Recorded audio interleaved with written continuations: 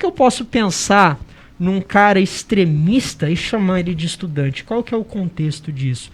Esses caras que formam hoje o que a gente chama de alta cúpula do Talibã, eles eram, em 1979 a 89, lembre-se, momento de invasão da União Soviética, eles eram adolescentes de 15 e 16 anos. E eles desceram do norte do Afeganistão para o sul e chegaram num país chamado Paquistão, que no passado, outrora, foi domínio inglês, tá? Chegando lá no Paquistão, eles ficaram em campos de refugiados. Opa, vou fazer uma pausa para foto. Aí, pode continuar. E lá, nesses campos de refugiado no Paquistão, eles foram doutrinados por clérigos muçulmanos, e aí entra o fator religião, tá? Clérigos muçulmanos. Claro que lá no Afeganistão a religião predominante é o Islã já, mas eles foram doutrinados por clérigos wahhabistas. Meu Deus do céu, Flávia? Aí a coisa vai complicando mais. O wahhabismo é uma vertente dentro do islamismo. Você sabe, né, que o islamismo ele tem duas grandes vertentes. A vertente, pessoal, sunita e a vertente xiita. Vamos trazer isso de modo mais fácil? No mundo cristão, nós temos muitos que são católicos e outros que são protestantes, evangélicos, neopentecostais, pentecostais. Então, eu tenho ramificações. No próprio catolicismo, eu tenho espiritualidades diferentes, né? Quem é católico praticante sabe disso. Então, eu tenho ramificações. Mas se eu pegar um indivíduo católico e um indivíduo evangélico ou protestante, eles têm um mesmo fundamento de crença. Trindade, Jesus Cristo e por aí vai. Quando eu pego um muçulmano, seja ele sunita, seja ele xiita, eles têm o mesmo fundamento de crença, os mesmos dogmas, Flávia. Mas assim como na ponta oposta eu tenho para o cristianismo diversificações, ramificações, no islamismo eu também tenho. E existe uma vertente chamada wahhabista, que ela vai um pouco para a compreensão literal do livro Alcorão, que é o livro sagrado dos muçulmanos. Mais uma vez, quem é aluno de História Geral teve essa disciplina em Idade Média, né? E lá tem uma interpretação literal do Alcorão, né? Uma interpretação fundamentalista, tá? Que pregam um padrão social do século VII, entendeu? Que vai de modo antagônico, né, à perspectiva ocidental, ao nosso modo, nosso estilo, né, nosso lifestyle de vida ocidental. Vai totalmente contra isso. E esses jovens afegãos com 20, 15, 13 anos, esses talibãs, esses estudantes, eram doutrinados por esses clérigos sauditas. O que aconteceu? Muitos desses meninos foram lutar contra o exército soviético. Patrocinado por quem, gente? Guerra Fria. Quem que lutava contra a União Soviética? Os Estados Unidos. Sabe o que aconteceu? Os Estados Unidos armou esse pessoal, esse grupo, esses talibãs, muitos deles com uma visão fundamentalista religiosa, mas o objetivo dos americanos, Flávia, naquele momento, na década de 80, era apenas expulsar os soviéticos, né? Eu tenho até uma imagem legal, enfraquecer a União Soviética. Dá uma olhadinha nessa imagem. Ó, o presidente Nixon conversando com a alta cúpula do que hoje é não, nossa, eu confundi, perdão, é o Reagan. Do que seria a alta cúpula, obrigado, Flávia, né? Ali no Salão Oval. Olha que interessante. Esses caras foram a primeira liderança do grupo Talibã. Tem uma mulher que ela tá usando um véu que a gente chama de hijab, já vou falar sobre os véus muçulmanos, tá? E ela não é parte dessa delegação, tá? Provavelmente ela tá ali junto, mas ela não é parte da delegação do Talibã, senão ela estaria utilizando muito provavelmente um véu que a gente chama de burca ou niqab, tá? Que já vocês vão entender. Isso. Ó, deixa eu voltar aqui rapidão. Então, gente, tá aí a origem, tá, desse grupo que é o Talibã. Ele surge no momento de invasão da União Soviética, Guerra Fria, os Estados Unidos armam esse pessoal, e aí, tá, a origem, então, é o centro de refugiados no Paquistão. Então, imaginem, gente, pessoas aí, um cara, um adolescente, um jovem, às vezes, né, da sua idade, um pouco mais velho, um pouco mais novo, que vive um contexto de um país com uma invasão desde o século XIX, uma dominação estrangeira desde o século XIX, você não tem o apoio ou a tutela do Estado de maneira alguma, e o seu país é invadido por uma potência vizinha. Esses caras, vai sobrar o que para eles? O fundamentalismo religioso, tá certo? Bem isso mesmo. Então, infelizmente, né, eles enveredaram, uma geração toda enveredou por esse caminho que a gente pode considerar um caminho sombrio, tá?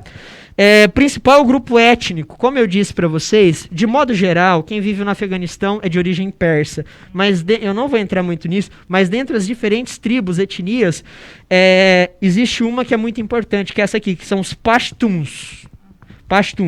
Esses caras aqui, eles seguem uma vertente do islamismo também, no tronco sunita. Lembra que eu falei para vocês? Existem 2 troncos, que é o Deoband, é uma outra vertente que é, digamos assim, a espinha dorsal, né, da cosmovisão, da maneira de pensar do pessoal do Talibã. O que é esse Deoband? Ele prega realmente, tá, um islamismo mais conservador, e o problema não é ser conservador, mas esse conservadorismo, ele deságua, tá, em atos, né, que de modo universal como sociedade a gente considera reprovável, não é mesmo? Então, como a não permissão de liberdade de expressão, uma desigualdade total entre homens e mulheres, tá?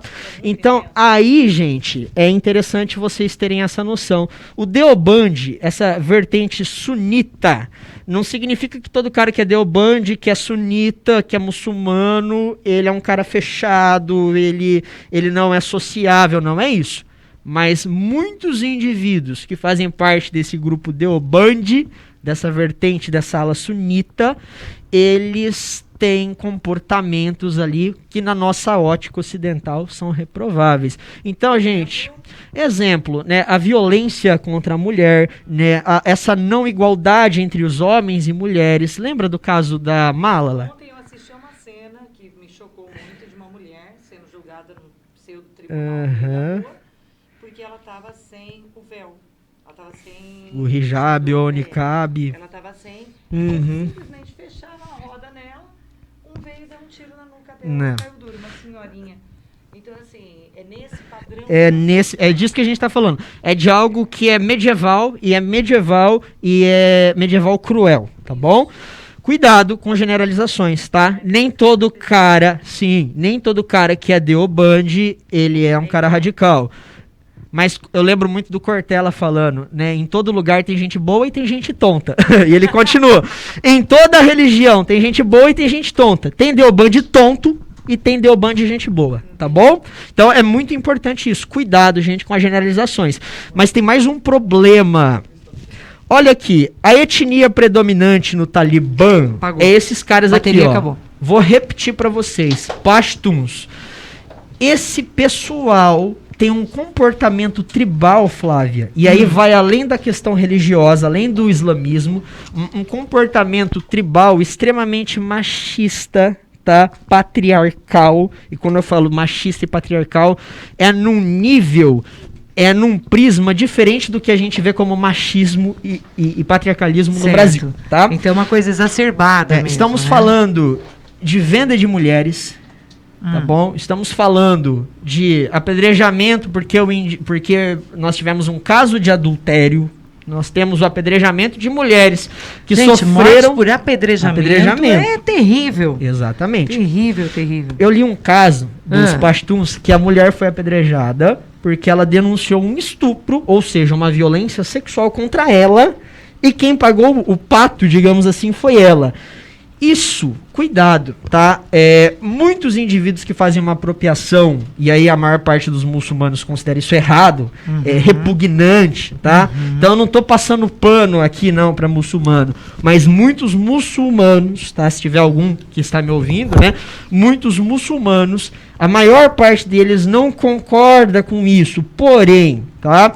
Além da questão do fundamentalismo religioso islâmico, essa comunidade, essa etnia, ela tem um comportamento extremamente retrógrado, tá? Em que sentido? Nesse sentido. Quer dizer, isso já é absurdo, isso aí né? já Qualquer tipo de violência é criticável. No caso do apedrejamento, é algo brutal porque nos remete a um contexto bíblico até, tão antigo. Exato. Né? Nos remete a esse, mas o ponto que eu quero chegar é que antes da ascensão do islamismo nessa comunidade afegã, esse grupo, esse clã Pashtun já praticava esse tipo de coisa. Tá? Então, qual que é o problema aqui? Eu tenho um fundamentalismo religioso junto com um comportamento social também retrógrado. Então, olha o perigo disso. E esses caras, esse grupo talibã de etnia Pashtuns, ou seja, que já tem um comportamento, né, diferente daquele comum no Ocidente reprovável por nós, junta-se com o fundamentalismo religioso. Então a gente tem, sem sombra de dúvidas, Flávia,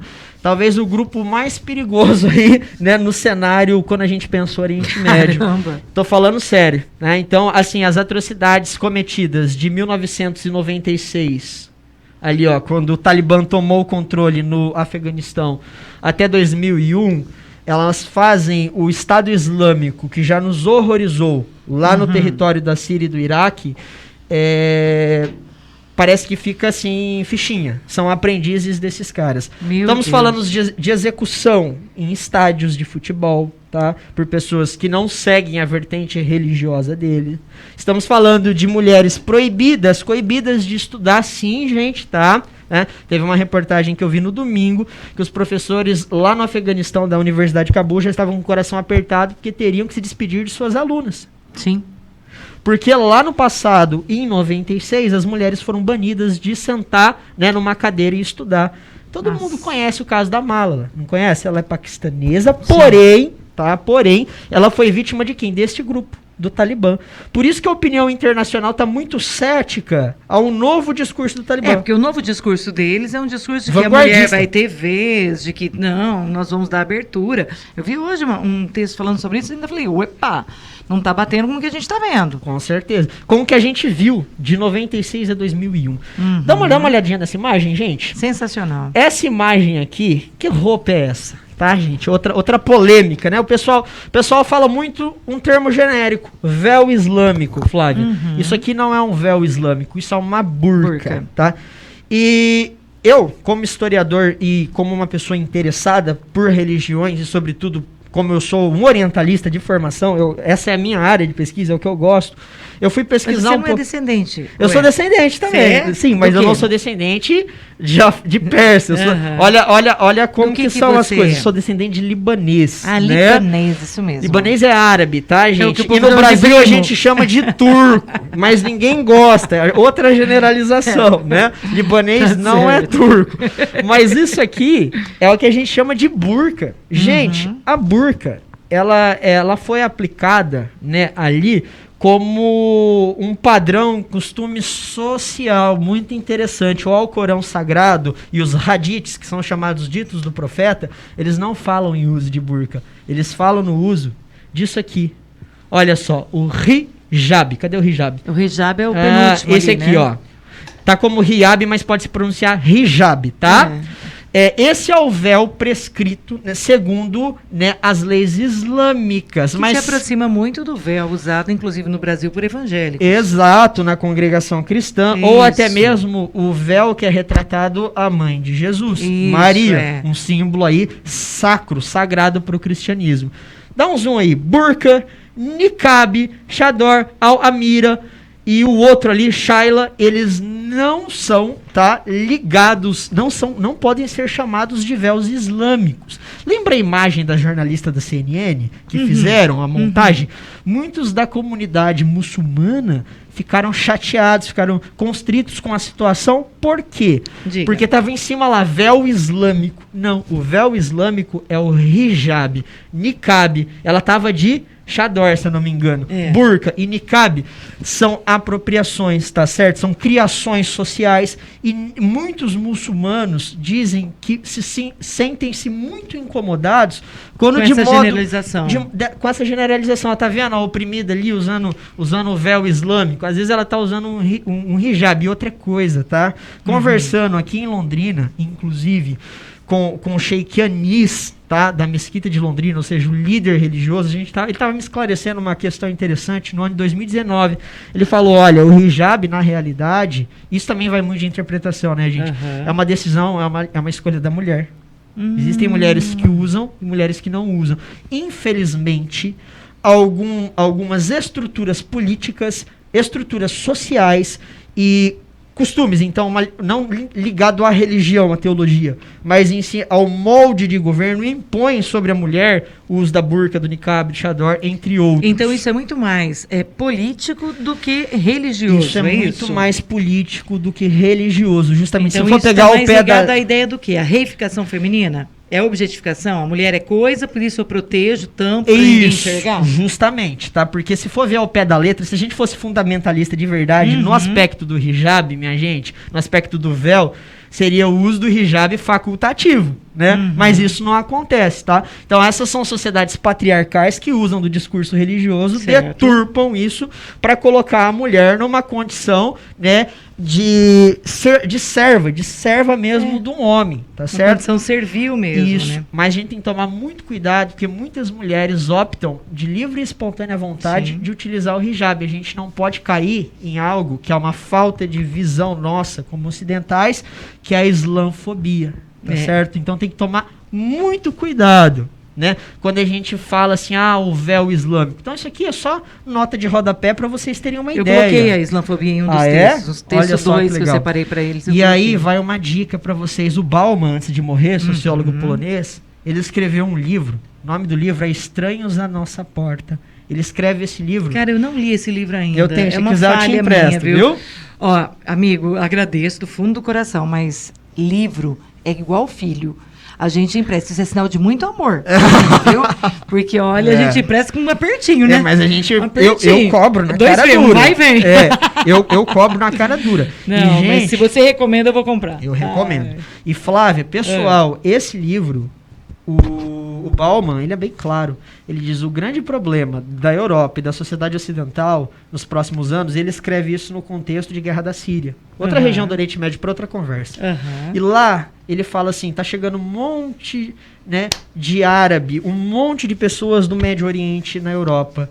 E a grande tônica para o século XXI será a islamofobia, será a xenofobia. Tá? Não quer dizer que do Oriente não tenha, digamos assim, agressão, hostilidade. E muito pelo contrário, a gente vê isso direto. Sim. Mas essa falta de comunicação, de compreensão entre essas duas culturas antagônicas vai gerar muita discussão, muito bafafá, muito ato de violência, xenofobia, tá certo? E uma das propostas que eu coloquei é para eles encontrarem caminhos para uma cultura de paz.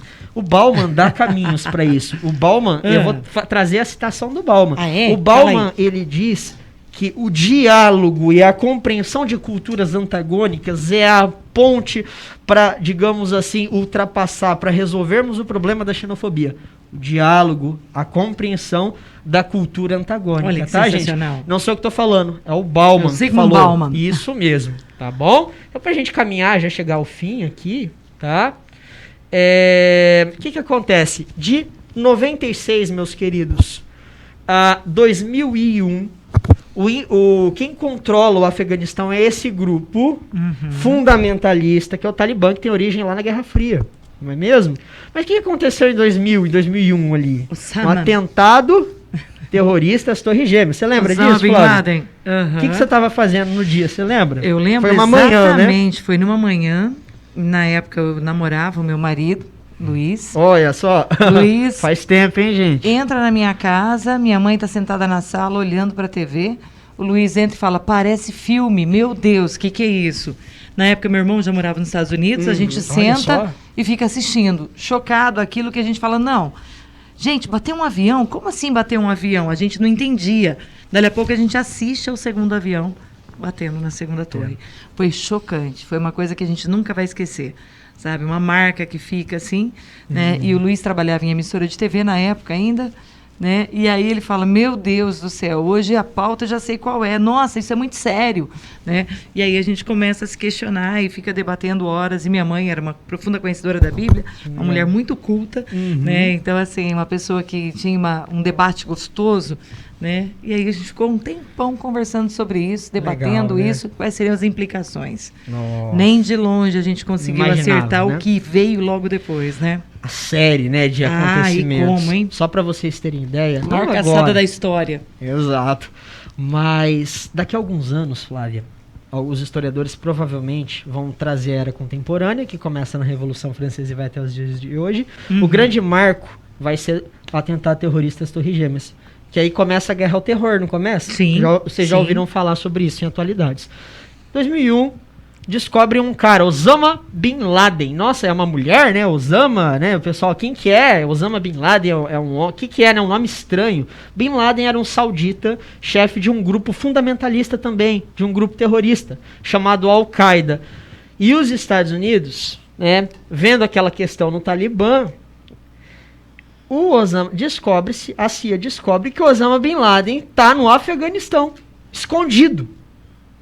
E nisso os Estados Unidos pensou, bom, o Afeganistão... Deixa eu achar aqui. Ali, dá uma olhadinha nesse mapa, gente. O Afeganistão é uma região montanhosa, coisa e tal, né? E ali eu tenho o Turcomenistão, Uzbequistão e Tajiquistão. O que eu tenho ali, vocês sabem? Eu sei, petróleo, gás natural.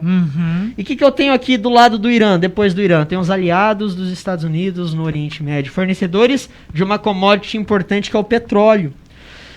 Dá uma olhada no Afeganistão. Ele está entre esses locais que tem gás natural, petróleo e os aliados dos Estados Unidos no Oriente Médio que também tem petróleo. O Afeganistão, ele é, Flávia, uma excelente rota de recursos naturais. Entendeu? E os Estados Unidos simplesmente não podiam invadir o país falando, a gente vai usar isso aqui como rota para o Oriente Médio.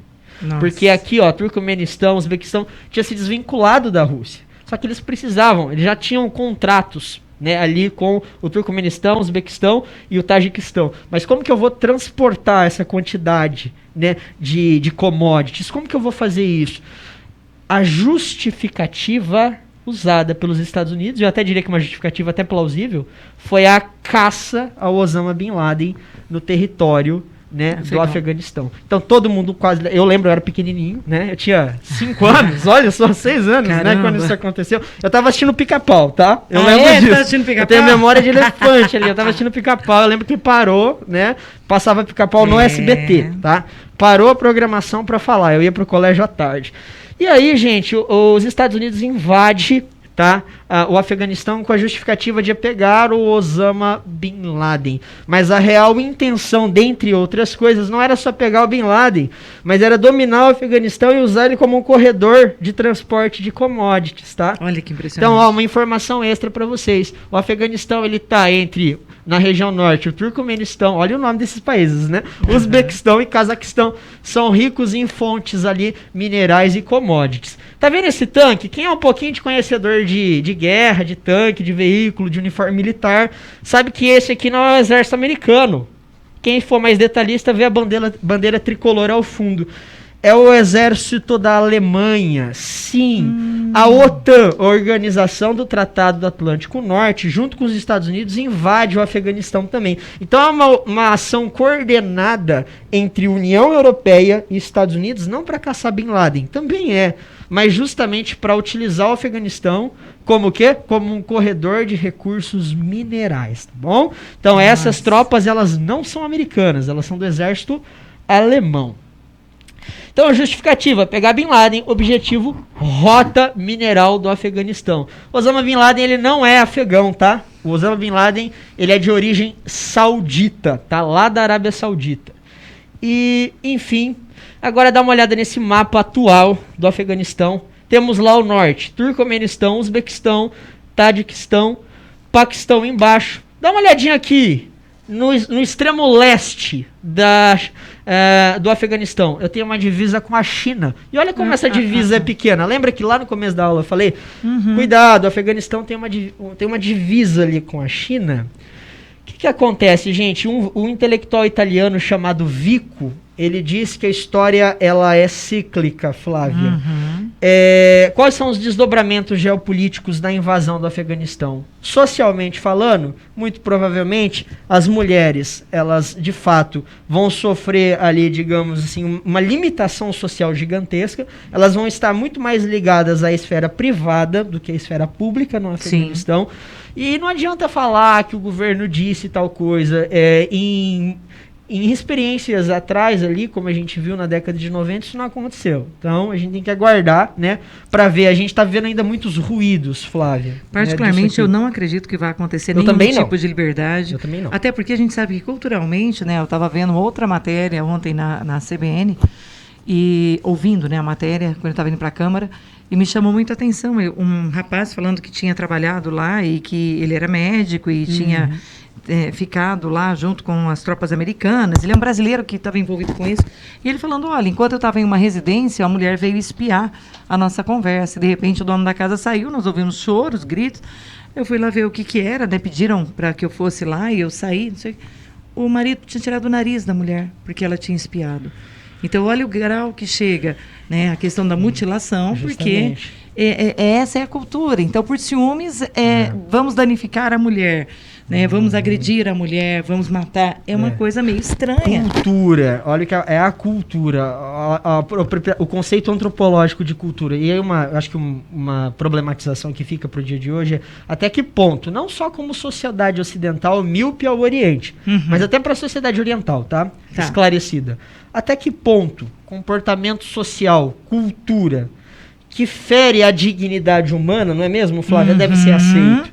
Então, a gente tem que compreender que existe uma diversidade cultural, mas atos como esse que a Flávia descreveu, situações que a gente vê como o que o Talibã tem feito, esse modus operandi dele, isso é inaceitável. Tá? E pra gente fechar agora com chave de ouro, eu sei que eu falo demais, Flávia. Não, já tem pergunta aqui. Já tem pergunta? Não. Então, olha só, eu quero trazer para vocês os desdobramentos. Quem acompanha o Saber News, né, Luiz, já sabe, gravamos um Saber News sobre a questão aqui da nova Rota da Seda. Esse é o grande plano geopolítico da China. Dá uma olhadinha nesse mapa. A Rota da Seda é uma referência à antiguidade greco-romana e à Idade Média, que era a Rota do Comércio da Seda, principal produto negociado entre a Europa, lembra lá dos comerciantes venezianos na Idade Média, de Atenas, né, norte da África e Oriente Médio e Extremo Oriente, tá? Então isso aqui era o mundo comercial da época. Ó, a América não existe, tá vendo? E esse projeto foi reinaugurado pelo governo Xi Jinping. Ou seja, uma nova Rota da Seda, tá? É o maior plano geopolítico da China. O que a China está fazendo, a grosso modo? Ela está linkando todos os países da Europa, mercado consumidor, quem consome, né, gente? Europa, certo. A Ásia, fornecedor de matéria-prima e prestação de serviço barato. Basicamente também aqui Oriente Médio, as monarquias do Golfo, pessoal que tem petróleo. A China está criando um tentáculo, basicamente, no qual a Ásia, África e Europa vão ser interdependentes entre si e não vão depender da América como um todo. Isso quebra a espinha dorsal da América. Eu vou dar um dado para vocês rapidamente. Uma das maiores companhias brasileiras, Sociedade Anônima, Vale do Rio Doce, que exporta minério de ferro, tá? Ela exporta 80% do minério de ferro para a China. Vou trazer outro dado para vocês. 30% de tudo que o Brasil produz vai para a China. Imagina se essa rota fica pronta. Entendo. Isso quebra, entre aspas, a nossa economia da América como um todo. Não só a América do Sul, América Central e América do Norte. E o Afeganistão, ele é um corredor que liga o Oriente Médio ao Extremo Oriente. No momento, em 2021, que o Biden retira as tropas do Afeganistão, o primeiro governo internacional a se pronunciar, a levantar a mão, fechar os olhos à barbárie que aconteceu, né? E falar assim, eu quero negociar com o atual governo, que não é mais a República Islâmica do Afeganistão, e sim o Emirado Islâmico do Afeganistão, sou Joe. A China falou, eu vou negociar com vocês. Por que a China falou, eu vou negociar com vocês? Justamente porque A saída dos Estados Unidos do Afeganistão simboliza uma ampliação do tentáculo, porque agora a China chega no Oriente Médio. Certo. Através de quem? Do Afeganistão. E o que a China vai fazer? Já tô dando um spoiler, tá? Eu não sou vidente, não, tá? Mas eu já vou dar um spoiler. A China vai investir. Imagine que você é o Afeganistão, Flávio, e eu sou a China. Eu falo assim pra você, ó, tô aqui bilhões. Você vai fazer infraestrutura nesse país. Só que nada sai de graça. Existe uma tônica, uma frase na economia que diz o seguinte: não existe almoço grátis. Não existe almoço grátis. Não é mesmo? É verdade. Então o que acontece? Uma hora a Flávia vai ter que pagar com juros. A Flávia, Afeganistão, se torna um estado vassalo da China. A China está criando estados vassalos por toda a Ásia. E agora lá dentro ao Oriente Médio. Hoje eu consigo... Lembrando que o Afeganistão tem que importância para a China? A importância de linkar, então, basicamente o extremo Oriente ao Oriente Médio. Tá? Então é um tentáculo chinês. E você acredita assim que na questão do petróleo não tenha nenhum tipo de interesse por parte da China? A China, ela consome, ela importa petróleo também. Ela tem muito petróleo, mas ela importa petróleo como commodity. E se ela tiver um duto que liga o Afeganistão, para ela melhor ainda. E ela vai precisar. Tá certo? Então, isso representa uma perda, tá? De modo geral, desdobramentos, eu coloquei no meu slide ali, representa uma perda de influência norte-americana e um ganho de influência chinesa. Muito mais chinês do que russo. Que o primeiro cara a falar, eu vou negociar com o novo governo, com o Talibã, foi o Xi Jinping, foi a China. E qual o motivo da saída dos Estados Unidos? Saída dos Estados Unidos. Essa é a questão que vale $1 bilhão, tá? A princípio, o que foi dito pela mídia, Flávia, né, pelos porta-vozes ali, pela chancelaria da Casa Branca, foi o seguinte: olha, essa guerra saiu muito cara pra gente, os próprios afegãos não querem reconstruir esse país, as tropas do presidente anterior do Afeganistão, eles não souberam lidar com a situação, mas a gente já vinha percebendo uma retirada de tropas americanas, não só na era Biden, mas já outrora, no contexto do Donald Trump, a gente já tinha essa retirada de tropas, tá certo? Então isso já estava acontecendo. Ele só consolidou um processo que já vinha em andamento. Mas assim, é mais ou menos como se os Estados Unidos estivessem numa queda de barra com a China e simplesmente, tendo força para continuar, fez assim. Agora, por que ele fez isso aqui? Essa questão eu não vou saber responder a vocês. Não agora, né? Não agora. Talvez futuramente, talvez a gente nunca saiba. A história, sabia? Normalmente, mas a história ela se explica, né? Provavelmente, pelas posturas, pelas ações, a gente percebe. Exatamente. Provavelmente teve uma barganha feita entre os senhores do mundo, com certeza, que definiu a retirada dos americanos dali, tá bom? Porque os americanos, em nenhum momento, eles querem dar um espaço para a China. E no momento em que eles saem do Afeganistão, assim, a China se consolida na nova Rota da Seda. E como vocês podem ver, a Rota da Seda, ela não coloca em hipótese alguma a América ali como alguém que vai ter algum dividendo em cima desse grande projeto. Então, o primeiro desdobramento geopolítico é esse. Segundo desdobramento, olha, um símbolo da violência do Talibã, da barbaridade, com perdão da palavra, Flávia, da idiotice do fundamentalismo religioso, que vale frisar, não tem só no Islã. Gente tonta, lembra do Cortella, gente tonta tem em todos os lugares. Qualquer segmento, qualquer lugar, né? Em qualquer segmento, qualquer lugar. Infelizmente, provavelmente veremos novas personagens como essa, como a Malala, que já sofreu, então, com essa barbárie aí, que é o fundamentalismo religioso, e quase que quase que uma sensação de misógino, né? Aquele que repudia. Parece que tem uma misoginia, um negócio estranho, né? E vai além só da questão religiosa, como eu disse, né? O que a gente vê é muito triste. Então, eu diria que o desdobramento para nós ali, um balanço geral dessa situação é que sim, as mulheres... Ela aconteceu quando ela tinha que idade? Você lembra? Você me pegou, mas eu acho que ela tinha entre 12 e 13 anos. Ela era bem novinha, né? Sim, ela era bem novinha. E ela foi vítima ela não é afegã, tá? Mas ela foi vítima do Talibã, que é um grupo que também está presente no Paquistão. Ah, isso que eu queria saber. Ele está em outros países? Sim, a gente diz que o Talibã, ele é um grupo, não é fronteiriço, ele é afronteiriço. Ele tem células em diversos lugares, tá? Na época da perseguição, inclusive em Foz do Iguaçu, eles diziam haver, naquele momento, células, várias pessoas foram investigadas, mas era mais Ali... É o Xismo, né? Isso, em Foz do Iguaçu, você diz, ali é o Hezbollah, que é um grupo paramilitar que eu particularmente não considero um grupo terrorista libanês. Aí é outra coisa. Tá bom. Depois a gente conversa Depois a gente entra nesse daí. Mas é totalmente antagônico. Mas sim, eles têm células, sobretudo no Paquistão, na Arábia Saudita, porque são ligados à Al-Qaeda, e justamente ali no Afeganistão, tá bom? Então, desdobramento 2, além da rota da seda, questão econômica, avanço da China, a gente tem o quê? Um retrocesso das mulheres na sociedade. Certo. E claro, o Eduardo Said, ele sempre diz o seguinte, que quando um muçulmano, né, faz uma cagada, geralmente, quem sofre é o grupo.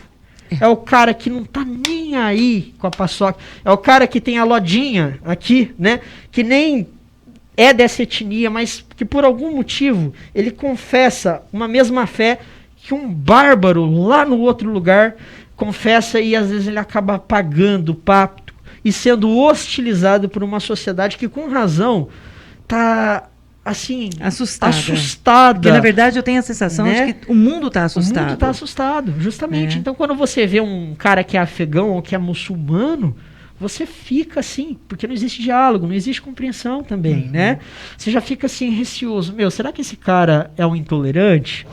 Minha filha está estudando no colégio que ele está estudando. É verdade. Né? As pessoas ficam preocupadas, né? Nos Estados Unidos. E com razão. Né? Eu não sei se você sabe, minha irmãzinha, a Sara, ela é casada com um iraniano, que a família é muçulmana, ele é cristão, né? E moram em Nova York. Então, assim, e a impressão que eles têm é realmente que aumenta a xenofobia, a dificuldade, né? Então, tudo isso atrapalha. Ele, ainda que ele seja cidadão americano, né?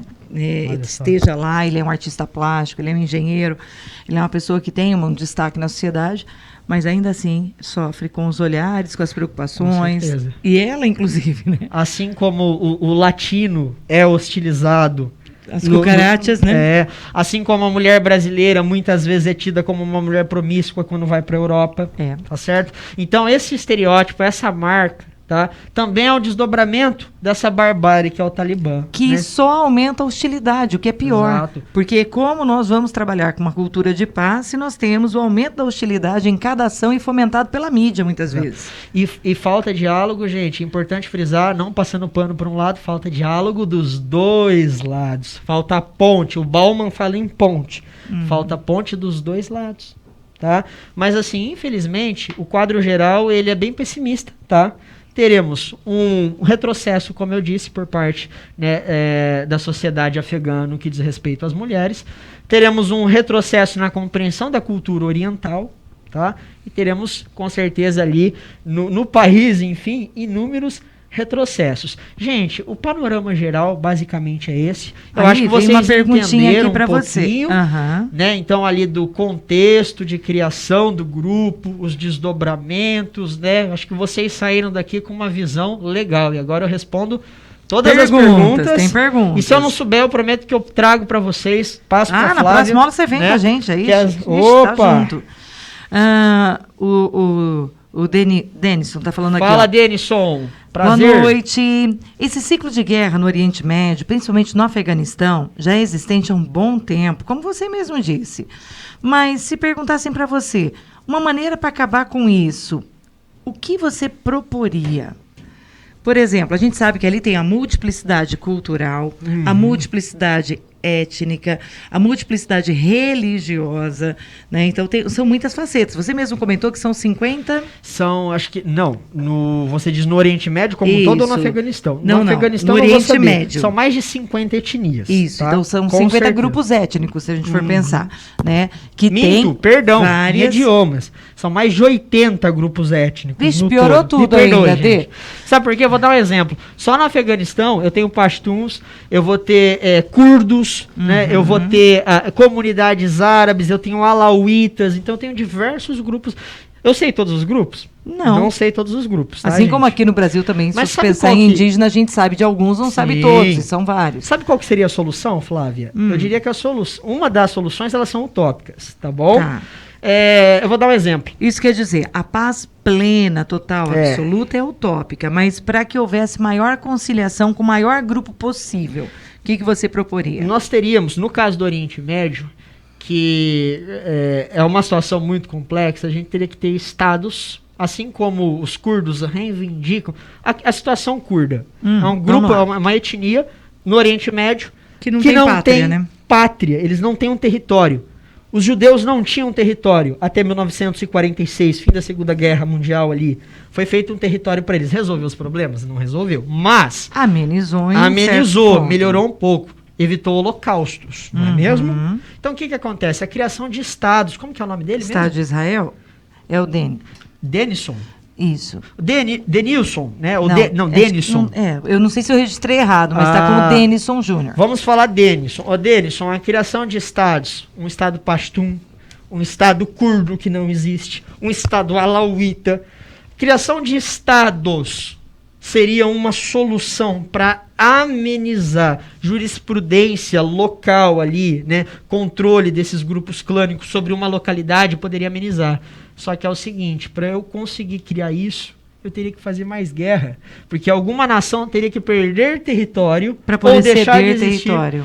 Para poder ceder território. É um capítulo que a gente vê da Guerra da Síria, por exemplo. São etnias brigando pelo poder ali, tá? São grupos externos que apoiam. Então, teoricamente, uma solução seria essa, mas na economia a gente diz que tem um conceito chamado trade-off. O que é um trade-off? Eu resolvo um problema, mas eu crio outro problema, entendeu?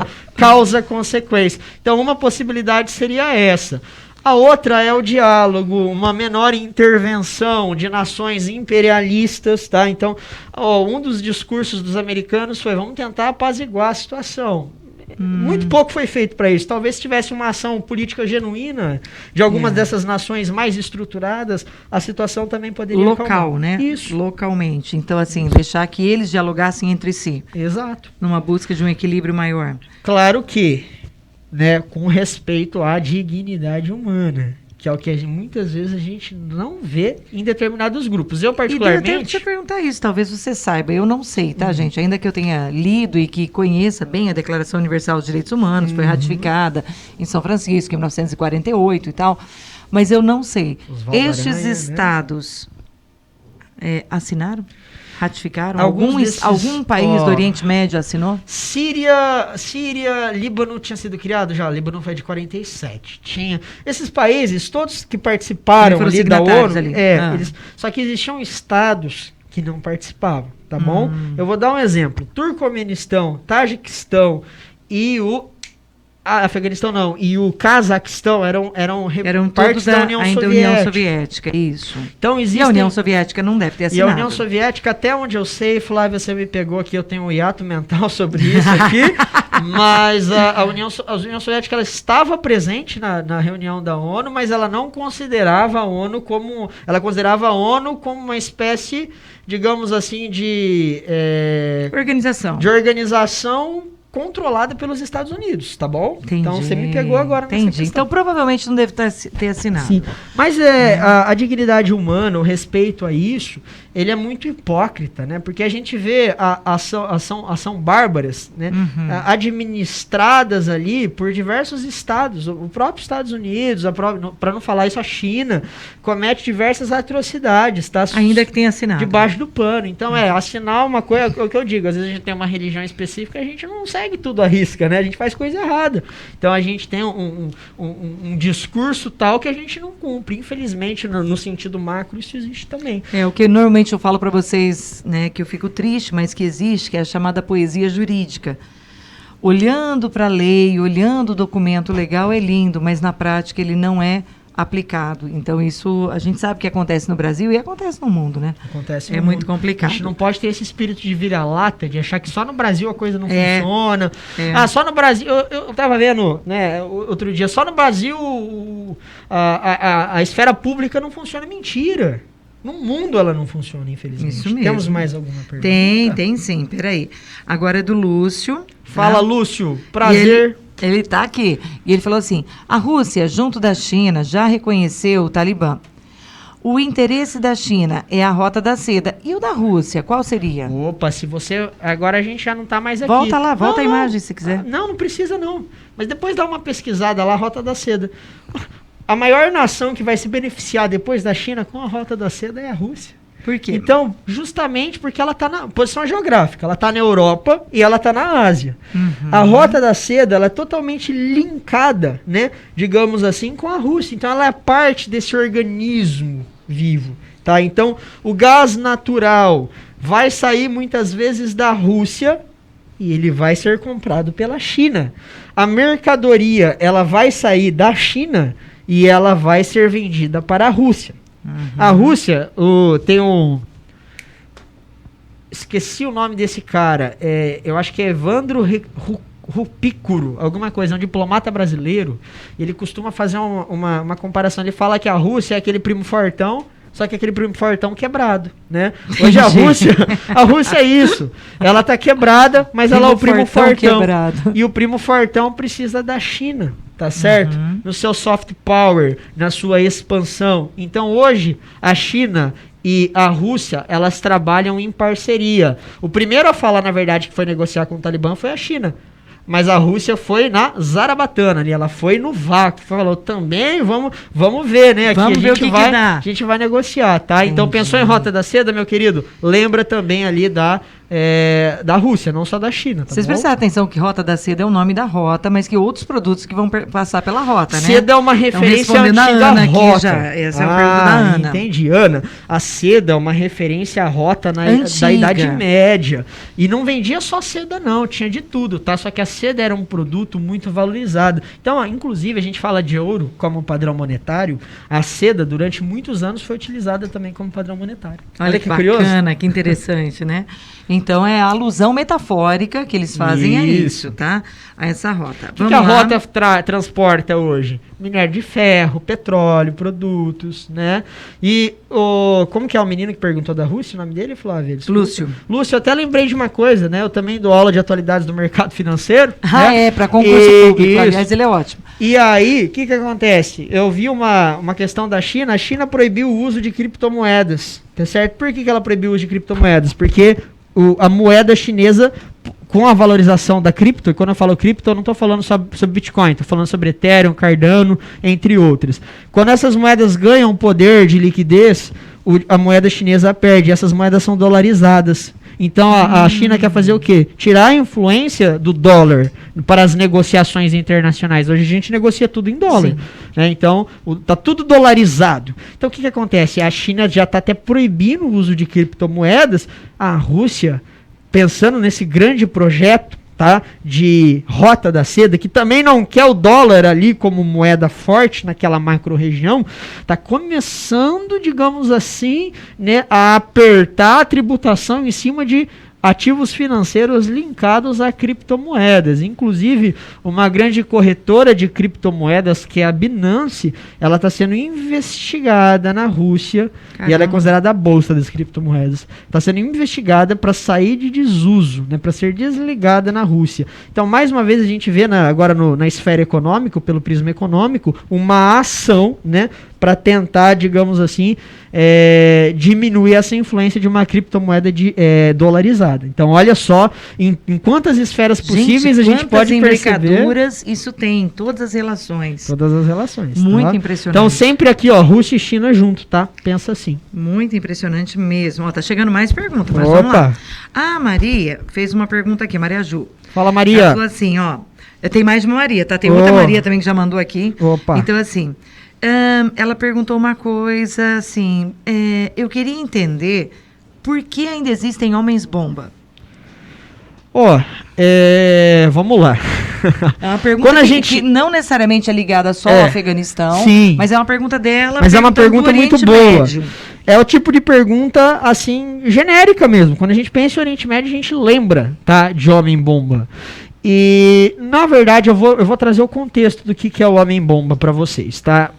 Na verdade, todas as sociedades, elas já tiveram mártires que lutaram por algo, pertenciam a algum movimento social. No caso do Japão, nós podemos citar os kamikazes, né? Então, acabava a bala do avião, eles usavam o quê? A própria vida, o próprio corpo. Então, fazendo uma análise rápida, o uso de homens-bombas, na verdade, eles surgem no Oriente Médio com grupos, tá?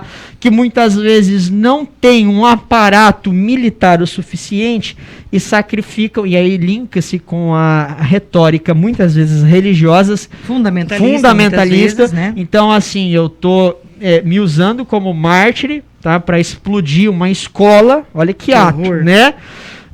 E em troca disso, eu vou ter uma retribuição na vida eterna, tá? Mas muitas vezes o uso do corpo, né, para destruição ou como arma, ele é também utilizado por uma ponta lógica. Olha, eu não tenho uma bomba, né, aqui das melhores, então eu vou usar o meu próprio corpo, né?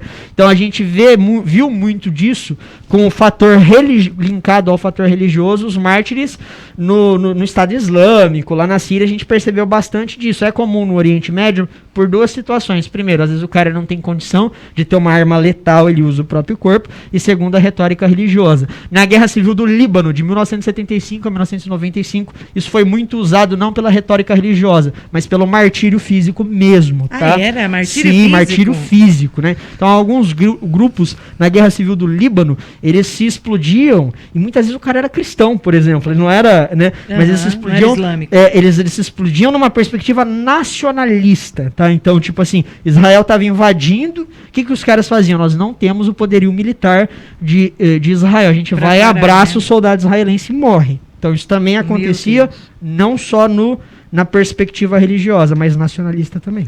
Olha que impressionante, gente. Loucura, né, gente? Eu falei que valia a pena. Olha que delícia. Quanta informação bacana pra gente conversar. E tem mais uma pergunta aqui também, tá?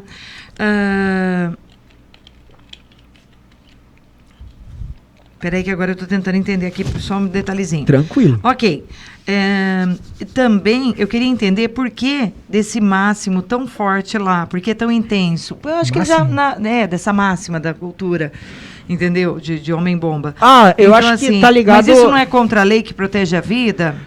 Então, olha, mas é isso que ele falou, né? Então, acho que você, sem querer, já respondeu as duas perguntas dela. Em nenhum momento, eu acho que é muito importante falar, estamos passando pano, né? Estamos fazendo uma análise da situação como um todo. Pelo amor de Deus, não sai daqui do CPM da Flávia falando, professor...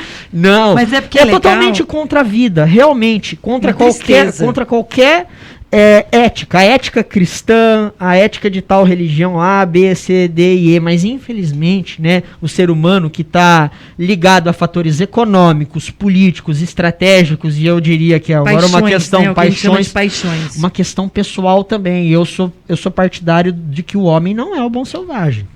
Eu sou partidário, o homem se esforça muito para conviver em sociedade. Mas agora, detalhe, a minha opinião, tá? A natureza humana também, e estudando história, eu percebo que a natureza humana ela é uma natureza bélica. Napoleão Bonaparte, estadista do século XIX, já dizia: o homem é um ser belicoso, tá? E para piorar, no Oriente Médio, por que ele é tão mais belicoso? Eu tenho o quê? Uma região que foi dominada por diversos impérios no âmbito doméstico e externo, e eu tenho uma região que tem petróleo. Petróleo é o ouro novo, é o ouro do século XX, é o ouro negro, né? Então, fatores econômicos ali que estão presentes no Oriente Médio contribuem para desaguar numa sociedade mais belicosa, e fatores de fundamentalismo religioso também, falta de estrutura do Estado, onde o Estado não está presente, organizações paramilitares. Aqui no Brasil a gente tem o crime organizado, a gente tem PCC, a gente tem CV, a gente tem família do crime, a gente tem sindicato do crime, em algumas regiões onde o Estado não chega. Exato. E se você vai ver como que a banda toca nessas regiões... É tão cruel quanto. É tão cruel quanto. O que acontece é que a ausência... Brasil, lembra? Se você assistiu Tropa de Elite, você viu o forno de micro-ondas dele. Nossa. É colocar uma pessoa dentro de uma quantidade enorme de pneus e jogar fogo. Exato. Ou seja, é uma coisa crudelíssima. Então, a gente fala muito de Estado, Flávia, mas onde eu tenho a ausência do Estado... Né, a Carta Magna, a nossa Constituição Cidadã, não vale lá dentro. E nesses lugares do Oriente Médio, a ausência do Estado é muito mais brutal, porque aqui no Brasil a gente não tem estrutura, o Estado não tem estrutura, mas lá no Oriente Médio são padrões, assim, a falta de estrutura do Estado em qualquer país, né, tá, gente? É muito grande, exceto as monarquias exportadoras de petróleo do Golfo, essas são muito ricas. Mas, via de regra, os primos, a periferia é muito pobre, né? A gente diz os primos pobres. Todos os países que não são Catar, Arábia Saudita, né? Dubai, os Emirados. Não, ela pediu desculpa aqui, que ela viu que agora que o corretor trocou, ela queria saber por que o machismo é tão forte. Olha, eu diria também, tá? Primeiro por fatores de fundamentalismo religioso, tá bom? A bem da verdade, agora eu vou falar uma questão bem delicada para vocês. Todas as religiões monoteístas, analisadas ao pé da letra, elas têm uma tendência, né, mais patriarcal por conta do contexto em que elas surgiram. O cristianismo surge na Idade Antiga, o islamismo surge na Idade Média. E aí, claro que existem leituras e releituras, né, de se como a gente pode ser um cristão no século XXI com a nossa realidade, como a gente pode ser um muçulmano no século XXI com essa realidade. Então, o que acontece? São 1,5 bilhões de muçulmanos, eu esqueci o número de cristãos agora, né, e trata-se, ao pé da letra, se a gente for ver, né, de livros ali que são, de certo modo, interpretados pelas pessoas. Interpretados pelas pessoas. Pela subjetividade individual? Isso, de maneira, eu diria, até maliciosa, né? Mas no caso do Oriente Médio, por que a gente também tem um machismo tão grande? Eu diria que vai além de fatores religiosos, tá? Porque existem releituras do cristianismo, por exemplo, tanto na ala protestante como na ala católica, que são, assim, colocam o homem e a mulher numa igualdade, né? Sim. Então aquela ideia da mulher como o termo que se usava, né? Auxiliadora, a auxiliadora, né, total ali do homem, isso muito, as releituras atuais, elas divergem disso. Mas no caso do Oriente Médio, eu não vou nem entrar tanto nessa seara religiosa, eu acho que tem um outro problema, né, a falta de conhecimento, a falta de educação, a falta de estrutura. Gente, o conhecimento, ele faz assim com a gente. Quem que é preconceituoso no mundo? Eu digo que tem duas categorias. Eu tenho o bicho tonto, o bicho mau caráter, que quer ser preconceituoso, e eu tenho aquele bichinho que não tem um conhecimento. Que é o ignorante. Que é o ignorante. Ele não é daquele jeito por mal, é falta de informação. É só lembrar da palavra ignorante, é aquele que ignora um saber. Não é que nem a gente fala, você é ignorante. Não, aí já tem um campo semântico, negativo. Mas não, é o ignorante no sentido etimológico do termo mesmo. É aquele que ignora um conhecimento porque não chegou até ele, certo? Justamente. E muitas vezes, quando o conhecimento chega até a pessoa, ela se liberta de preceitos, de preconceitos, ela passa a ter uma nova visão de mundo. Quer ver um negócio? Não entrando tanto nessa seara política, não é objetivo essa discussão, mas quantas vezes eu dei aula, por exemplo, de História do Brasil, e o aluno, no começo da aula, falava assim: professor, eu acho que o racismo não existe no Brasil. Não é um problema estrutural do Brasil. Então, pois bem. Passamos o século XVI, XVII, XVIII, chegamos no século XIX, em 1888, a assinatura da Lei Áurea, e depois comecei a conversar sobre república. Linkei, inclusive, com Lima Barreto, né, Clara dos Anjos, teve aula de literatura junto com um professor maravilhoso, que é o Abílio, coisa e tal. No final ele falou: é mesmo, hein, professor? Né, o racismo realmente foi um problema, e é um problema estrutural, né, porque a pessoa começou a conhecer uma nova leitura. E essas pessoas muitas vezes não têm acesso à informação. Então é muito fácil você ficar num mundinho limitado assim. Eu diria que esse é um dos fatores também, tá bom? Vamos lá que tem mais pergunta aqui, viu? Opa, você sem problema. Não, sem problema. Eu te busquei aqui. Pode mandar, Flávio. Eu tô com medo de te atrapalhar, tá? Não, aqui, qualquer coisa eu deixo para dar a parte teórica mais tarde. Não, a gente tranquilo. Continua aqui. 2,5 bilhões de cristãos. Mais ou menos. Obrigado, Luiz. Então, vamos lá? Agora vem aqui, ó, Maria Luísa. Nossa, peraí. É grande a pergunta. Então, vamos para tranquilo. Vamos lá, Maria Luísa. Boa noite. Pergunta para ele.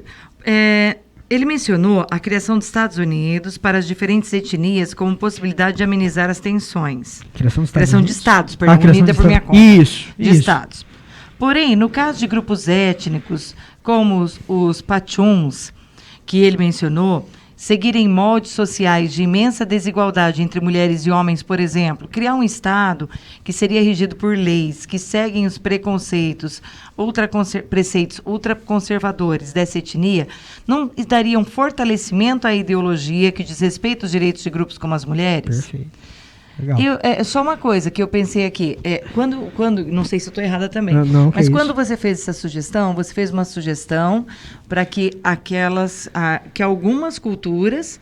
Né, eu ainda fiz esse adendo, Você né? fez esse adendo, não é? Isso, então, justamente. Eu fiz o adendo de que, né, desde que essas etnias, culturas não oferissem a liberdade, né, de ir e vir, a possibilidade, são valores que eu considero universal, independente da cultura, tá, gente? Eu não poder pensar, ter uma crença que eu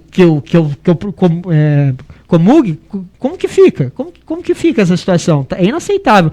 Agora, vamos pensar pelo prisma prático. O que acontece? O Talibã já tomou o controle, não é? Então, a partir desse momento, eu tenho a etnia Pashtun, eu tenho o Talibã tomando o controle do Afeganistão. Beleza, tomaram o controle. O que a gente pode... Qual que é a arma pra gente lutar contra esse grupo, contra essa nova sociedade?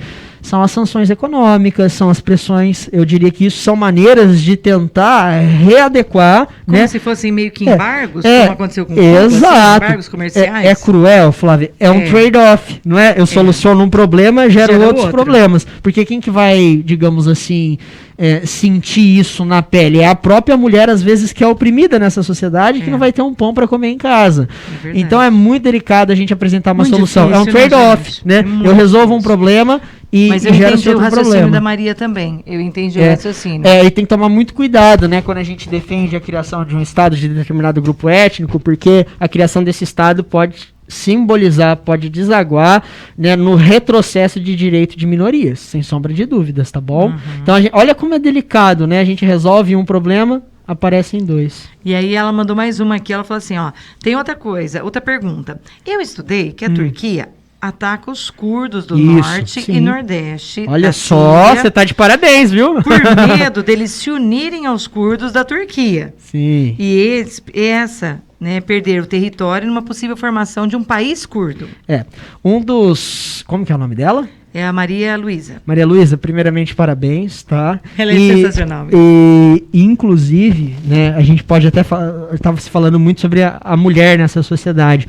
Os curdos têm um regimento militar de mulheres curdas. Existe uma cidade que ela é situada no Iraque, que é uma cidade só de mulheres. Não entra homem nessa cidade.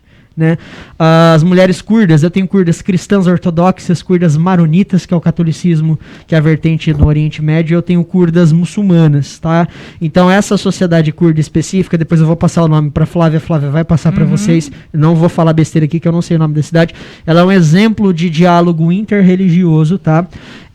No Oriente Médio. Então eu digo que exceções que dão esperança ainda existem. Ainda tá? Sejam poucas, né? Exato. Sobre os curdos, eles são, essa história é um dos capítulos trágicos do Oriente Médio. O curdo é uma população, tá, que vive em diversos países. Eles estão no Iraque, na Síria, no Líbano e na Turquia. No Afeganistão também? E também tem um grupo menor no Afeganistão. Tem uma comunidade curda muito grande nos Estados Unidos. Existem curdos em São Paulo, tá? Então, eles não têm um local fixo, né? Uma população originária autóctone, tá?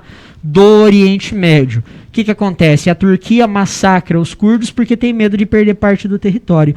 O Iraque, outrora e no presente, massacra os curdos porque tem medo de perder parte do território. Tem medo da criação do Kurdistão, né? O termo que eles utilizam. Kurdistão. O governo do Bashar al-Assad também pressiona muito os curdos, tá? E inclusive ele retomou o controle de 90% da Síria. Então os curdos lá estão numa situação muito delicada também. Então os curdos é um exemplo claro de uma população que luta pela criação do Estado. Só que é muito... E uma coisa interessante dos curdos, que curdo é etnia, e a etnia do curdo não está ligada à religião dele. Então a criação de tá? Eles têm uma religião autóctone que pega do zoroatrismo persa, que é a primeira religião, na verdade, monoteísta do planeta, tá?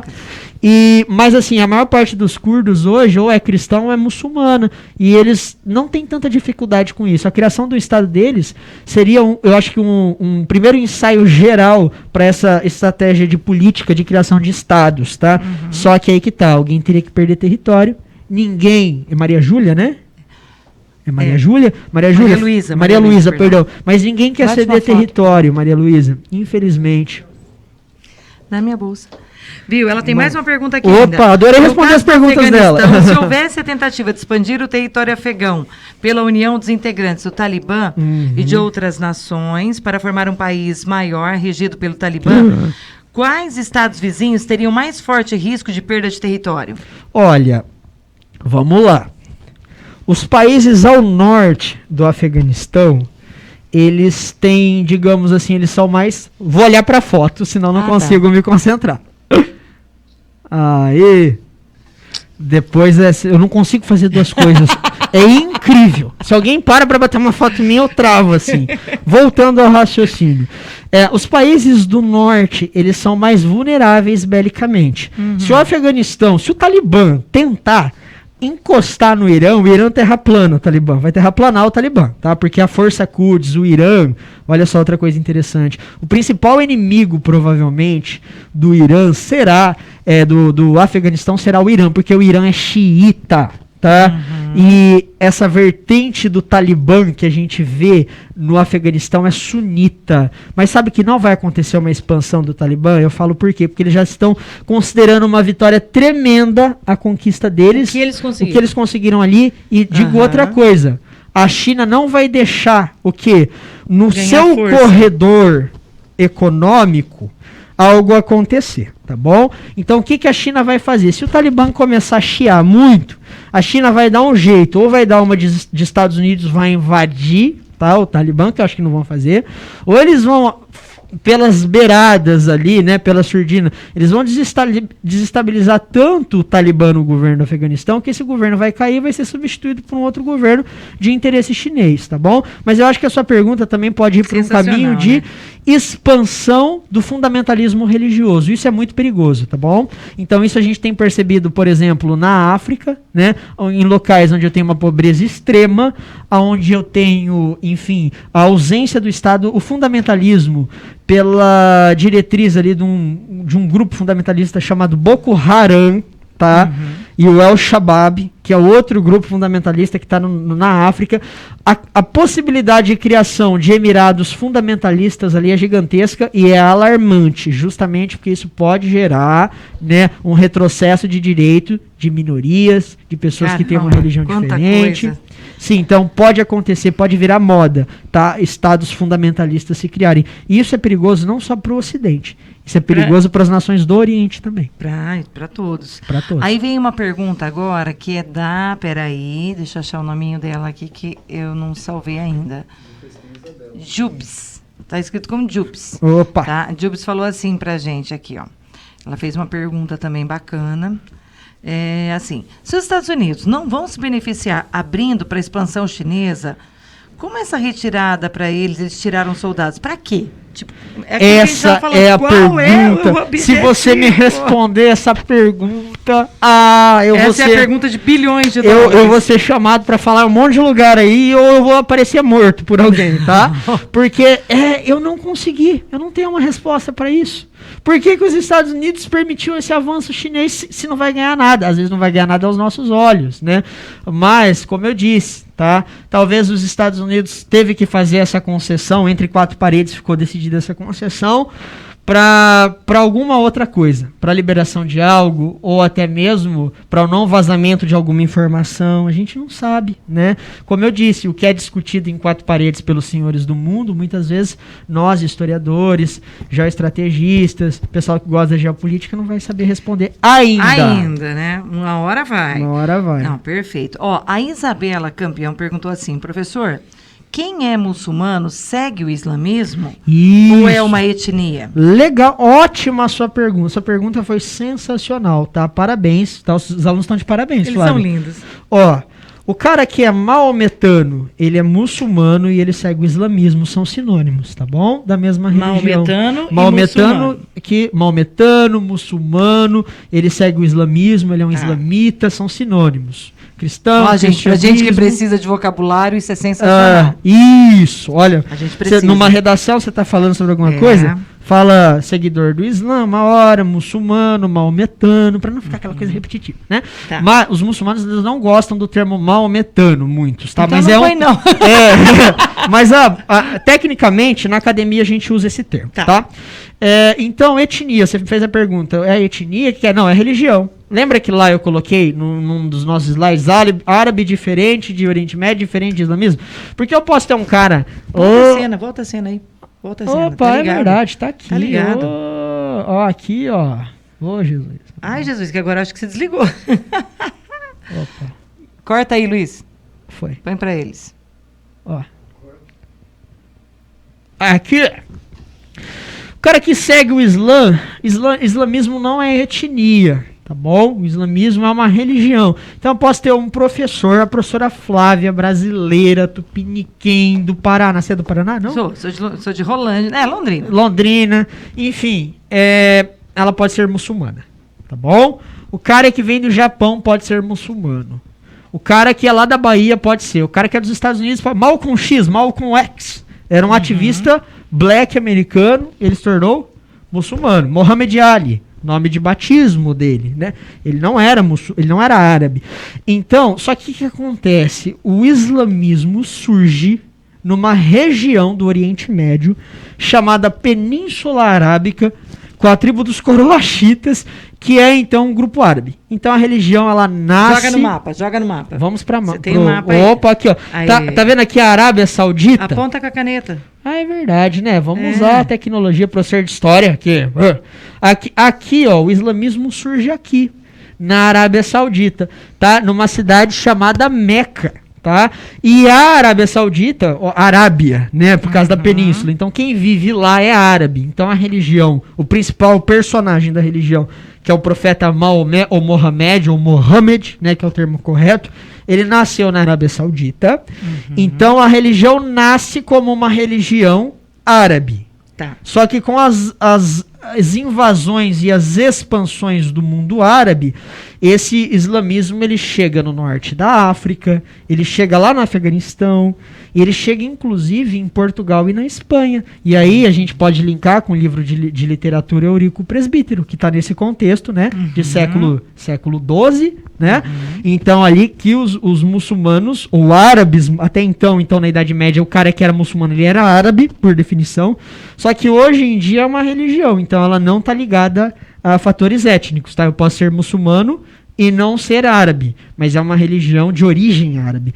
Tanto que o Alcorão ele está escrito em árabe. Você vai em uma mesquita, provavelmente o sheikh ou o sheik ele vai falar em árabe, tá bom? Então é isto. Perfeito. Isa, espero que tenha respondido. Deixa eu ver aqui, tem mais. Tem mais uma só? Não, 5. Tranquilo, sem pressa. Professor, essa origem persa justifica a cultura patriarcal radical? Ah, legal. Queria também saber a diferença entre muçulmano e islâmico. Já foi, isso aí já foi. Você acabou de... Então vamos lá. A cultura persa justifica a cultura patriarcal radical? Olha, dentro... Nós tivemos um aluno persa há 2 anos aqui. Farás, né? Isso. Ele veio aqui no começo desse ano porque ele veio falar da Faculdade de Medicina da Federal. Que legal. Ele é persa. Então, quem conhece ele... Irã, né? No Irã, com certeza. Então, a mesma etnia do Farás é a etnia do Afeganistão, tá? Eles são persas. É muito parecido com o árabe, mas não é árabe, tá? O pessoal brinca, os persas são mais bonitos, mas vamos lá. Ele é lindo mesmo. Ele é bonito? Olha lá.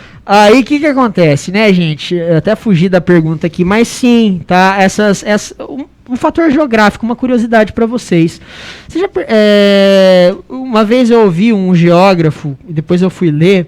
Geralmente, alguns locais do Oriente Médio são em montanhas muito altas. Pouco acesso. Sociedades mais isoladas tendem a ter um comportamento mais arredio e retrógrado. Olha que interessante. Olha o fator geográfico influenciando na sociedade. Inclusive dialetal. Ele tem uma restrição porque não tem troca de saberes, troca de falas. Limita, então não limita? Uma limitação. Sim, uma Diferente, limitação de mundo, cognitiva, até dialetal em vários momentos. E olha que legal, por exemplo, você pega a sociedade creto-micênica, os caras viajavam, desenvolviam comércio, eram cosmopolitas, né? Sim. Então, o Oriente Médio também ele tem uma questão geográfica que a gente pode linkar com a social. São comunidades muito isoladas. Tá? Se você pegar eu acho que eu tenho aqui, deixa eu ver, eu não vou ter, que pena, vamos ver se, não, isso aqui é étnico.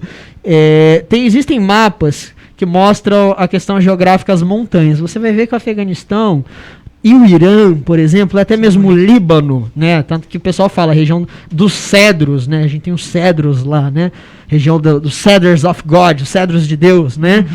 Se a gente pega essas regiões do Oriente Médio, elas são muito isoladas, então as comunidades têm pouco contato, pouca interação. Esse é um outro fator que pode nos gerar a ideia, né, e de fato isso se consolida, né, na prática, de que são comunidades mais fechadas, tá? Então quando a gente pega assim, em comparação ao Ocidente, as comunidades do Oriente Médio, elas são muito mais conservadoras e patriarcais, independente do fator religioso. Eu vou falar contar uma curiosidade para vocês. A comunidade cristã ortodoxa ou cristã católica maronita no Oriente Médio, eles são tão conservadores e, numa linguagem popular, até mesmo machistas, como os muçulmanos, tá? Independente do uso do véu ou não. Tá? Então, vai sair à noite, o filho sai. A filha fica em casa. Filha vai estudar para quê? O filho estuda. Então isso a gente percebe em comunidades de diversas vertentes religiosas. Sim, o Oriente Médio, eles nos dá essa impressão mesmo de sociedades mais fechadas. Eu posso ir do persa ao árabe ao turco. Isso vai se, né, apresentar. E aí vem um comentário aqui, complementando o raciocínio dele, da diferença, ele fala assim, porque na Antiguidade Oriental, o homem era extremamente valorizado e a mulher excluída, não cidadã. É isso mesmo? Olha, mas vou comentar até com você isso. Isso não só no Oriente, até mesmo no Ocidente, né? Tem um filósofo, eu acho que é o Metão, inclusive, ou foi o Parmênides, agora eu não sei, grego, que ele falava, né, que o amor ideal na realidade, eu não estou entrando na questão de opção sexual não, tá? Mas o amor ideal na realidade, ele era entre um homem mais novo e um homem mais velho, ou entre dois homens. Por quê? Justamente, não estou entrando nessa seara de opção sexual. Mas qual que é a justificativa dele para essa colocação? É porque a mulher é um ser incapaz do quê?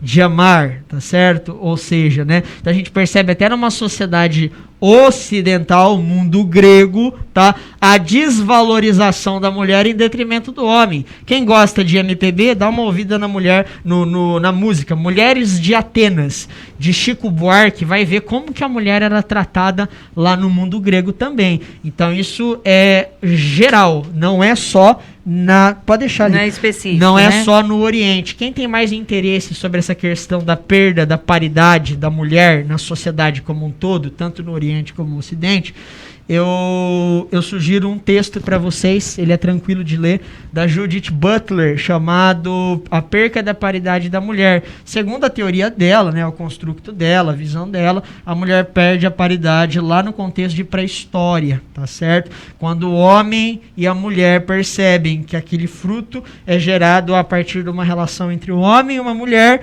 e a partir daquele momento a mulher não tem mais as mesmas atividades que o homem, ela fica para a esfera privada e o homem para a esfera pública. Segundo Judith Butler, uma conhecida intelectual do feminismo, a perda da paridade da mulher. Paridade tá bom? da Dê mulher. uma procurada lá depois. Eu vou ler, eu não li não. Dá uma pesquisada. Você coloca lá, Judith Butler, a perca da paridade, vocês vão achar o texto. Perda tá? da paridade. Isso tem em PDF, gente. Então, isso é comum nas sociedades do Oriente e do Ocidente. Só que no Ocidente a gente viu um avanço maior, não é? No Oriente, não. No Oriente a gente viu uma situação mais estática, parada ali, uma inércia, enquanto o Ocidente avançou, tá bom? Bacana, viu? Bacana mesmo. E agora, para fechar, a última perguntinha, parece que tá todo mundo dando ok. A gente vai pôr no coraçãozinho, conforme vai respondendo, não, entendeu? Claro, legal. Para não deixar ninguém para trás, foram tantas perguntas, mas pra gente ir fechando, vem a Carol Monami, né, que chamando a atenção, falando assim, Flá, será que dava para falar um pouquinho sobre como fazer a paz mundial? Nossa. Se existe... Já respondo facilmente. Gente, essa pergunta nem Miss consegue responder, amiga. Impossível fazer a paz mundial. Essa é complicada. Mas é mais possível fazer a paz, sei lá, na América do que no Oriente Médio, isso eu te garanto, tá? Porque normalmente quando a gente fala em estado de paz, né, a gente pode tentar desenvolver uma cultura de paz, que é a cultura embasada no respeito. O respeito à diversidade, o respeito às características individuais, culturais, a característica religiosa de cada grupo. Então, assim, a gente tem que pensar que se eu quero trabalhar uma cultura de paz, eu tenho que trabalhar uma cultura de respeito. Em uma sociedade em que há respeito, né, nós percebemos menos adversidades, menos hostilidade. Então, isso é muito importante. O Brasil hoje, por exemplo, é um país polarizado. Nós sabemos que a gente não dá essa história de ficar radical para cá, radical para lá, isso não costuma dar boa coisa. Então, o que a gente tem que trabalhar? Aproveitar o que há de bom no pensamento das suas, né, das polarizações, o que tem de legal nessa cultura e entender que elas devem coexistir respeitosamente. Que nós temos que lutar para que esse respeito exista, esse amor cívico exista, que essa troca exista, porque é isso que realmente vai estabelecer o nosso futuro. Basta porque lembrar senão... do Bauman, diálogo, conhecimento, pontos. Aí, ó, ele tá dando até o autor para você citar. Olha que coisa mais linda, gente. Isso ajuda muito. O que a gente tem visto, né, de pessoas cortando relação muito por questões de cosmovisão, ideológicas. Hostilidade. Né? Então, acho que o diálogo, o aceitar a diferença, né? A gente como Ocidente está precisando disso, a gente como Brasil está precisando disso, e o Oriente também está precisando disso. Né? Sem sombra de dúvidas. Sem sombra de dúvidas mesmo. Bom, moçada, eu acho que aqui eu vou agradecer a presença do nosso professor querido, tá? Ah, espera só um pouquinho, professor, veio mais uma pergunta. Vamos já ia responder. A Maria Luísa mandou uma pergunta aqui, ó. Aproveitando que você falou sobre o Irã, tá? Deixa eu perguntar uma coisinha. Será que os Estados Unidos vão aproveitar que o Irã é inimigo do Talibã, o qual tem a possibilidade de negociar com a China, que tem conflito econômico com os Estados Unidos, e apoiar o Irã numa luta contra o Talibã? Legal, boa pergunta. Apoio econômico, sem ter que mobilizar suas próprias tropas, perder vidas americanas, né, na religião. Ou, né, você acha que os Estados Unidos, depois da retirada das tropas, não vão mais voltar a interferir de forma nenhuma nos conflitos ali do país? Ó, a gente não consegue prever. O não vai ou o vai... Não dá pra digamos saber assim, ainda, né? pra frente, a partir de amanhã, tudo pode acontecer. Às vezes a gente tá aqui nesse momento, tá acontecendo alguma coisa lá, que a gente vai ligar o celular e vai falar, meu Deus do céu, caiu Mas por que terra. esse raciocínio dela faz muito sentido, hein? O raciocínio, eu vou até te falar porque o Irã não se dá bem com o Afeganistão agora com o Afeganistão por uma questão religiosa. Só que tem um problema aí, né? O Irã é aliado da China, que é aliado da Rússia. E o Afeganistão vai criar uma relação de dependência com quem? Com a China e com a Rússia. Ou seja, os dois vão ter que o quê? Deixar a briga deles de lado para o desenvolvimento da Rota da Seda, vocês estão entendendo? Porque não é interessante para a China ou para a Rússia, os principais aliados do Irã, ver o Irã brigando com o Afeganistão. Então o que pode acontecer, se tiver uma disputa entre os dois, a China e a Rússia vai intermediar esse conflito, porque tanto o Afeganistão como o Irã serão aliados da China e da Rússia nesse macro programa de Rota da Seda, beleza? Então é isso. Não, beleza. Eu acho que fez sentido aqui, né? Já fez sentido com relação a origem. Depois eu vou deixar, você se incomoda se deixar o teu arroba para quem quiser procurar? É complicado lá, ó. Deixa Skudlarek, aquela coisa. Isso aí.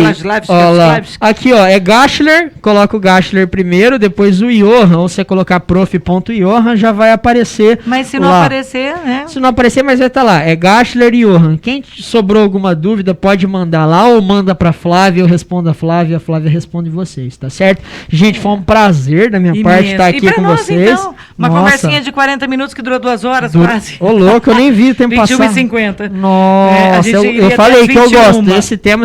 Atualidades, eu costumo dizer, eu sou professor de história, mas mas aqui no concurso, concurso público, você mas o que eu gosto mesmo é de dar aula de atualidades, gente. Vixe.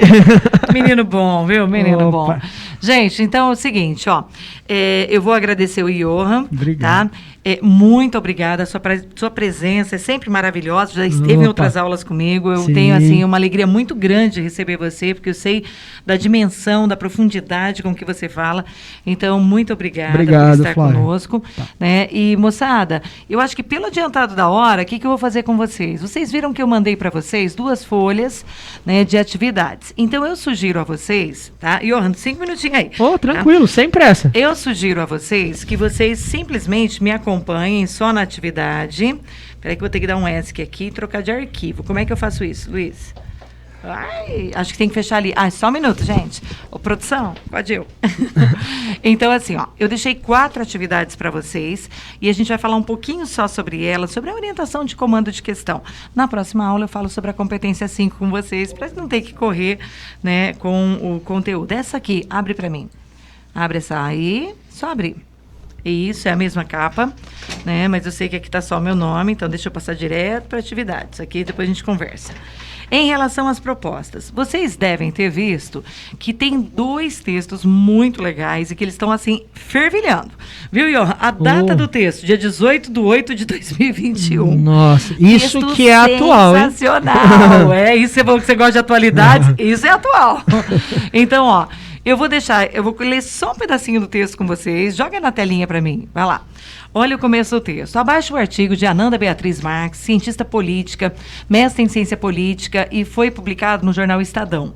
Leia com atenção. Bom, esse texto quem separou para vocês foi o Diego, tá? Então, a nossa equipe aqui, ele é jornalista e ele que escolheu esse texto hoje. Não fui eu não, tá? Eu escolhi o outro. Aí vai lá. As mulheres, angústia. Domingo, 15 de agosto de 2021, Cabul, capital do Afeganistão, é tomada pelo Talibã, movimento fundamentalista islâmico que começou como uma milícia e governou o país de 1996 e 2001. Cenas de homens fortemente armados no palácio presidencial, enquanto seu principal ocupante fugia do país. A imagem de um afegão pintado de branco, paredes antes ocupadas por propagandas de mulheres sorrindo, vídeos de pessoas desesperadas tentando agarrar-se a um avião em vias de decolar, relato de mulheres e meninas aterrorizadas com escolas e universidades sendo fechadas. A internet permite que sejamos testemunhas através de telas de um acontecimento que definitivamente entrará para os livros de história. É a inauguração de um regime teocrático sendo televisionado em tempo real. As redes sociais estão sendo pavimentadas por análises de especialistas e não especialistas em política internacional e Oriente Médio. São inúmeras as explicações, ataques e defesas para o que está acontecendo. Tenho lido e ouvido homens majoritariamente focados nas causas e consequências políticas, econômicas, militares da ascensão do Talibã, ignorando, como é de costume, o gênero como fator estruturante das relações sociais e relegando a vida das mulheres ao que pejorativamente chamam de identitarismo. Mas para as mulheres, pelo menos para boa parte delas, há um sentimento ancestral, a angústia. A cada história de meninas que não poderão voltar para a escola, de mulheres escondendo seus diplomas e abandonando seus empregos, essa angústia cresce e rasga. Nos coloca diante da impotência de existir como mulher em um mundo misógino. Nós sabemos o que acontece aos corpos de mulher. São transformados em territórios sobre os quais se escrevem mensagens de poder. Como muitos dos temas que ganham notoriedade nas redes sociais, a discussão sobre as violações dos direitos das mulheres e meninas sob o novo regime do Talibã no Afeganistão tem seguido um ritmo dialético. Há um sentimento comum diante do que está sendo noticiado. Em consequência, multiplicam-se as análises e críticas sobre esse sentimento e seus significados. O debate parece concentrar-se enquanto escrevo, o que significa que daqui a alguns dias a questão seja outra, nem sei. Seja mais, nos reducionismos do olhar ocidental. Desavisados ou perfis caça-cliques massivamente compartilham a imagem da jornalista Clarissa Ward, supostamente antes e depois do Talibã, para denunciar que agora ela é obrigada a usar o hijab muçulmano. A própria jornalista esclareceu no seu perfil no Twitter que sempre usou o véu em espaços públicos e que a imagem veiculada é antiga. Em resposta à viralização, foram feitas as mulheres, muçulmanas ou não, que alertaram sobre os riscos da islamofobia e da intolerância religiosa que associa a vestimenta à opressão. Muito se alertou sobre os perigos de discursos salvacionistas que enxergam as mulheres islâmicas a partir do olhar ocidental e, no lugar de solidariedade, dedicam pena, impossibilitando qualquer diálogo entre iguais, pois objetifica e hierarquiza, desumanizando esse ou outro que é somente diferente. Essas duas opiniões principais, a redução da opressão ao véu e o olhar da misericórdia, dizem respeito ao mesmo espectro de discussões que são travadas pelo feminismo em sua dupla dimensão, de teoria e movimento. há décadas. O feminismo é feito de seus debates e sempre avança num ir e vir, porque não avança sem as críticas, não cresce no que é estático. O que me lembra o livro Um Feminismo Decolonial, no qual a cientista política Françoise Verger cita a militante indígena australiana Lila Watson e sua fala de que se vocês vieram para me ajudar, estão perdendo seu tempo. Mas se vieram porque a libertação de vocês está ligada à minha, então trabalharemos juntas. Na mesma esteira, Audre Lorde, escritora norte-americana, ecoa aos meus ouvidos quando condensou um dos pilares do feminismo crítico. Não serei livre enquanto alguma mulher for prisioneira, mesmo que as correntes dela sejam diferentes das minhas. Ela nos ensina ainda que é preciso um compromisso com a prática feminista para que essa seja libertadora para si e para todos. Feminismo não é um estilo de vida, é uma escolha, né? É escolha política. Vejo com particular esperança a notoriedade que a situação das mulheres afegãs está ganhando nas redes sociais brasileiras, porque esta pode ser a porta de entrada para que milhares de mulheres cheguem ao feminismo, como foi a Sludwalk no Canadá em 2011. Estou sendo otimista? Talvez. Mas penso que essa angústia que nos assola é a chave para uma solidariedade feminista, porque permite um olhar mobilizado. Tempos como estes, quando mulheres no Brasil se solidarizam com mulheres no Afeganistão, podem servir para que pensemos as estruturas. A angústia pode, através do feminismo, transformar-se. Tudo bem? Então, esse foi o texto. Aí tem um segundo texto aqui falando de uma ex-noiva americana em Cabul, que se transformou em um livro, tá? E aí eu gostaria que vocês lessem os dois. Vamos às propostas rapidinho, tá? Então, assim, a gente gastou muito tempo, não há agora como fazer, mas eu quero que vocês vejam. Esse primeiro texto é um artigo de opinião, por isso tem o uso da primeira pessoa, por isso tem o uso de subjetivismo, é a visão daquela articulista que aparece, não é a minha, não é a sua, é a dela. Para fazer a primeira atividade, que é um resumo, você vai respeitar a visão da articulista e para fazer o resumo é necessário dizer o nome do texto, o nome da autora e a frase síntese. Lembra que é uma frase síntese? É a ideia principal de tudo que ela falou. E depois você vai na ordem em que aparece fazendo o resumo.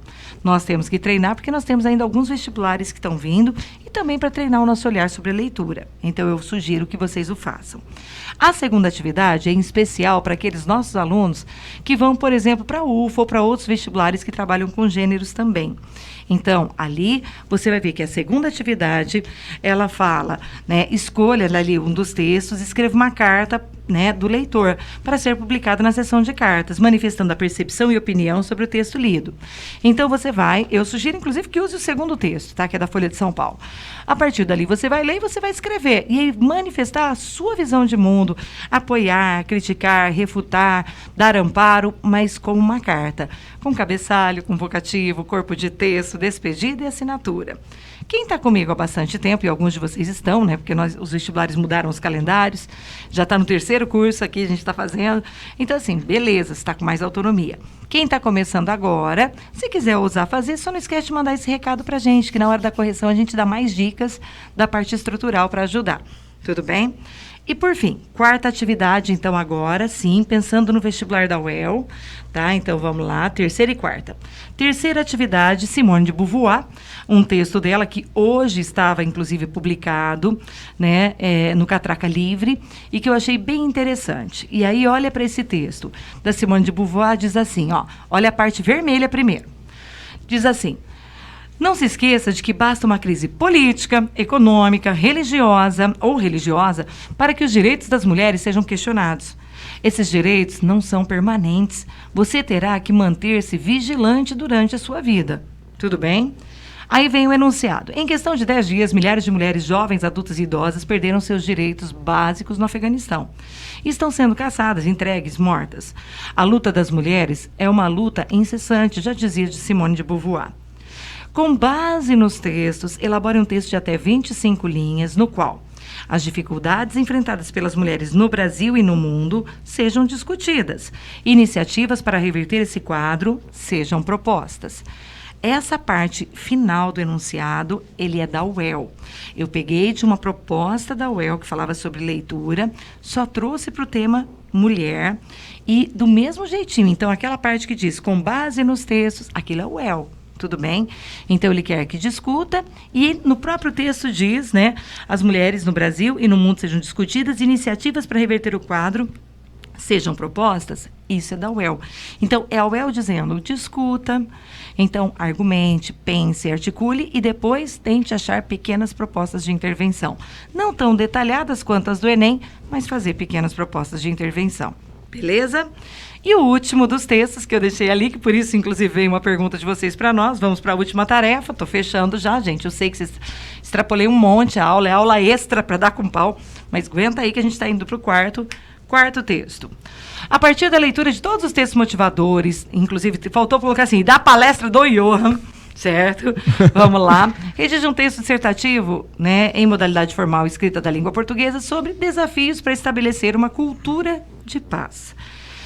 Voltando, uma cultura de paz não necessariamente quer dizer a paz mundial, mas quer dizer uma mudança de paradigma, de olhar para o futuro, de olhar para o outro e não ver no outro o exótico, o estranho, aquele que você recusa, mas tentar mudar a sua maneira de olhar, de entender. E isso tudo, Johan, inclusive, citou o autor que estabelece pontes, sim, que é um caminho muito legal que dá para você colocar no texto, mostrando que é possível, sim, lutar para que essa cultura aconteça. Então, bom, considerando o andar nosso da carruagem, tá? Que já são 22 horas, eu vou dizer a vocês, meus amores, façam uma das 4 propostas hoje, tentem pelo menos, mandem as dúvidas, as perguntas para nós estamos aqui. E produzam o texto. Os outros produzam na semana. Na próxima semana eu vou falar da competência 5 do Enem com vocês. Tudo bem? Espero que vocês tenham gostado. Nós preparamos com muito carinho, né, Johan? Sim, esse momento com vocês. Espero que tenha valido a pena. E depois, se precisar, assiste a aula novamente ou segue a gente no podcast. Pode ter certeza, né?